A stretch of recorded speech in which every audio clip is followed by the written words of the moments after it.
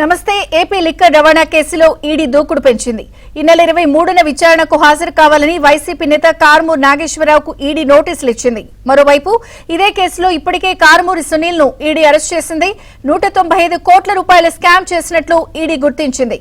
అక్రమంగా టెండర్లు దక్కించుకుని అవినీతికి పాల్పడినట్లు ఈడీ దర్యాప్తులో తేలింది.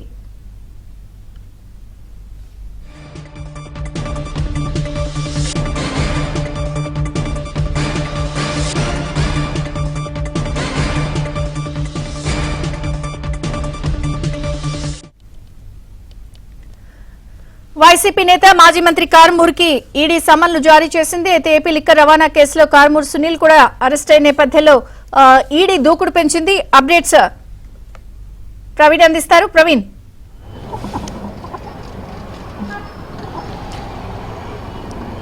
ఏపీ లిక్కర్ రవాణా స్కామ్ కేసులో ఇప్పటికే దాదాపు 195 కోట్ల వరకు కూడా అవినీతి జరిగిందనేది ప్రస్తుతం ఈడీ అధికారులు కూడా గుర్తించడం జరిగింది. దీంతో మాజీ మంత్రి కారుమూరి నాగేశ్వరరావు కుమారుడు సునీల్ను ఈడీ అధికారులు కొద్ది నిమిషాల క్రితమే అరెస్ట్ చేసిన తర్వాత నాంపల్లి కోర్టు ముందు హాజరుపరిచారు. మరికొద్దిసేపట్లోనే తీర్పును వెల్లడించేటువంటి అవకాశం అయితే కనిపిస్తుంది.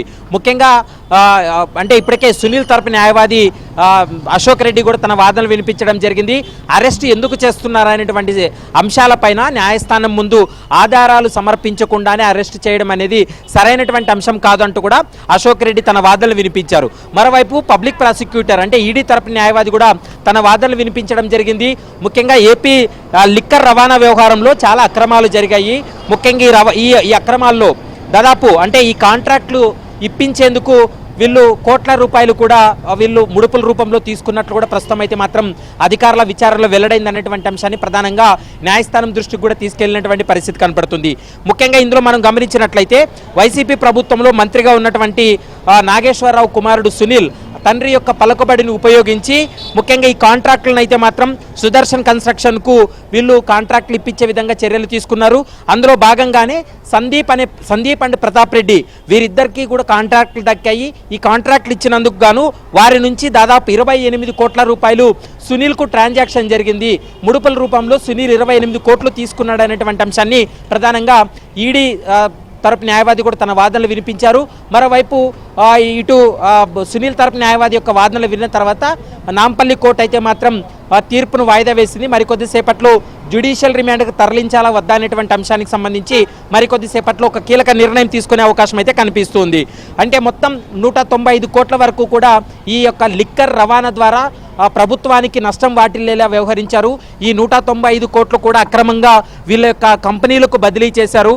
టెండర్లు దక్కించుకునే విధంగా పలుకుబడి ఉపయోగించి టెండర్లు వారికి నచ్చినటువంటి వ్యక్తులకు ఈ టెండర్లు ఇచ్చిన తర్వాత ఆ టెండర్లు దక్కించుకున్నటువంటి కంపెనీల నుండి వీరికి నగదు అంటే వీళ్ళకు ముడుపుల రూపంలో కూడా వీళ్ళ అకౌంట్లకు జమ అయ్యాయి. ముఖ్యంగా ఈ అకౌంట్లకు జమ అయిన తర్వాత ఈ సునీల్ కుటుంబ సభ్యుల మధ్య కొన్ని ఆర్థికపరమైనటువంటి లావాదేవీలు జరిగాయి. ఆ లావాదేవీలకు సంబంధించి కూడా పూర్తి ఆధారాలు సేకరించామనేటువంటి అంశాన్ని ప్రధానంగా ఇప్పటికే పబ్లిక్ ప్రాసిక్యూటర్ తన వాదనలు వినిపించడం జరిగింది. ఇరు వాదనలు కూడా ముగిశాయి.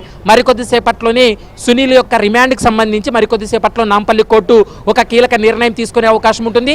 మరోవైపు ఈ కేసులో 23వ తారీఖున వ్యక్తిగతంగా విచారణకు హాజరు కావాలంటూ కూడా ఇప్పటికే నాగేశ్వరరావుకు నోటీసులు ఇచ్చారు. కాబట్టి తాను కూడా విచారణకు హాజరైన తర్వాత ఆయన పాత్ర ఏమన్నా ఉన్నట్లయితే ఖచ్చితంగా అరెస్ట్ చేసేటువంటి అవకాశం అయితే కనపడుతుంది.